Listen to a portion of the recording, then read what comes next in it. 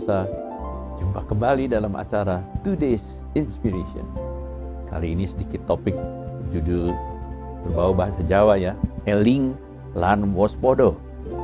Aldous Huxley berkata, pengalaman bukanlah sesuatu yang terjadi pada diri Anda, tapi pengalaman adalah apa yang Anda lakukan dengan apa yang terjadi pada diri Anda. Dunia yang terlalu maju saat ini membuat kejahatan, penyimpangan juga terus meningkat. Eling lan waspada berarti kita harus sadar dan waspada akan adanya ancaman dalam kehidupan kita dan keluarga kita setiap saat.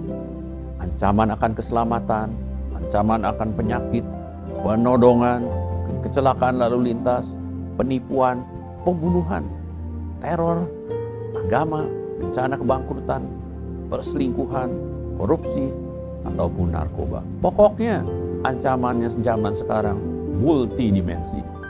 Sayangnya banyak orang tidak bersalah menjadi korban, terutama di jalan akibat disiplin yang tidak dapat ditegakkan. Ada juga ancaman penyakit karena gaya hidup yang luar biasa, seperti obesitas, jadi kegemukan, sakit jantung, diabetes, kanker, dan HIV/AIDS. Kini banyak orang meninggal di usia yang masih sangat produktif. Ancaman dari keselamatan di jalan, penipuan, penodongan, mungkin dilempari granat atau ancaman bom di rumah bisa merajalela. Banyaknya korban-korban terorisme di berbagai negara di dunia termasuk di dalam golongan di sini. Ancaman pengangguran di bidang pekerjaan karena kebangkrutan, perusahaan tidak dapat beroperasi lagi karena biaya yang mahal, infrastruktur yang tidak mendukung, korupsi yang terus menyebar, gunung meletus, tanah longsor, banjir, semuanya terus mengancam.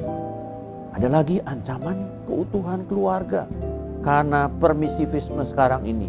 Terjadilah perselingkuhan saudara, ya kan, perceraian, itu mudah saja terjadi. Bagi banyak orang, rumah tangga itu katanya seperti neraka.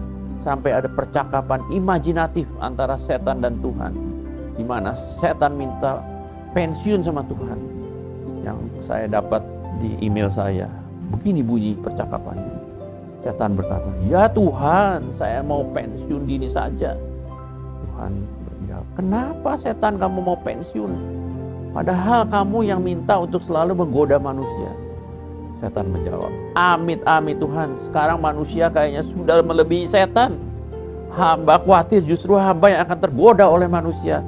Makanya hamba minta pensiun dini saja. Nah saudara, manusia bersinah, yang mau dia, yang disalahkan setan. Setan protes. Manusia korupsi, dia yang menikmati, katanya digoda setan. Manusia selingkuh, dia keenakan, katanya dipengaruhi setan. Manusia ke diskotik dan karaoke, di sana bernyanyi-nyanyi, senggol sana senggol sini, katanya disuruh setan. Manusia yang berjudi, katanya karena ajakan setan. Padahal hamba gak bisa gunain uang Tuhan. Manusia berbohong katanya karena pengaruh setan. Padahal untung ruginya tidak ada buat setan. Manusia dan makan dan minum sampai mabok, katanya gara-gara setan. Padahal setan tidak bisa minum. Setan berkata, pokoknya hamba pensiun saja Tuhan. Manusia kebangetan benar-benar dah. Tuhan tidak menjawab, hanya bisa mengangguk-angguk. Ya saudara pemirsa, memang kalau manusia jatuh dalam pencobaan, paling gampang setan yang dijadikan kambing hitam. Padahal manusia yang dikuasai sendiri oleh hawa nafsu, seperti yang dikatakan oleh Yakobus, bahwa Tuhan tidak mencobai siapapun, tapi tiap-tiap orang dicobai oleh keinginannya sendiri, karena ia diseret dan dipikat olehnya. Dan apabila keinginan itu telah dibuahi, ia melahirkan dosa. Dan apabila dosa itu sudah matang, ia melahirkan maut. Ya, segala sesuatu yang buruk ada pangkal penyebabnya. Beberapa tips saudara. Yang pertama, eling. Dalam hidup ini, di dunia, kita selalu harus waspada terhadap ancaman yang ada.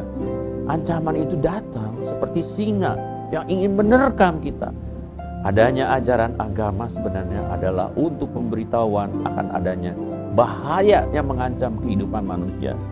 tidak mudah memberi peringatan kepada manusia karena katanya khususnya pendek, jadi gampang meledak. Namun kalau sudah tidak ada yang mau mengingatkan manusia lagi, maka akan terjadi chaos, saudara. Setan aja takut sama manusia. Luar biasa bukan? Yang kedua, waspada. Lebih baik mencegah daripada mengobati. Biayanya mahal kalau kita sudah masuk panti rehabilitasi, karena semuanya akan memakan biaya besar. Dan juga kita akan menderita karena mungkin merasa dikucilkan. Waspodo itu artinya selalu siap, sedia menghadapi ancaman yang saat ini sifatnya multidimensi. Yang ketiga, jaga nama baik. Nama baik itu sulit menjaganya. Namun kalau nama baik kita rusak, maka orang tidak percaya lagi. Sebuah pepatah berkata, sekali lancung keujian, seumur hidup orang tidak percaya. Nama yang diberikan kepada kita dan orang tua itu sebenarnya tidak sembarangan. Waktu orang tua memberi nama kepada anaknya, ia mengharapkan dan mendoakan agar anaknya sukses sesuai dengan nama yang diberikan. Tidak ada orang tua yang mengharapkan anaknya gagal, bukan?